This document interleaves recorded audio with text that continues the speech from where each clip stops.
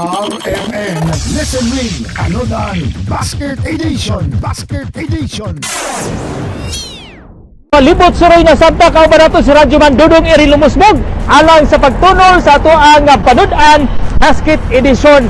Manay basket mga kasama nga napuno og panudan ang atong putahe mga kasama, piniritong bangos kumpleto ni mga kasama na isawsawan, na pipino, na luya, na bombay, limonsito, tuyo og mantika. Kumpleto ni dapat yung labas nga bangos.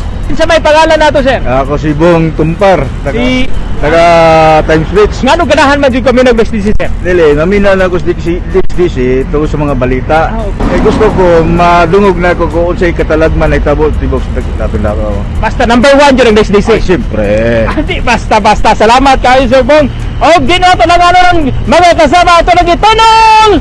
Kini nga to ang panudan. Ito na to, Sir Bong, dawata gikan sa DXDC Armen Davao. Unsa may mga mensahe nato sa imong mga kasilinganan diya sa may Isla Suerte, no?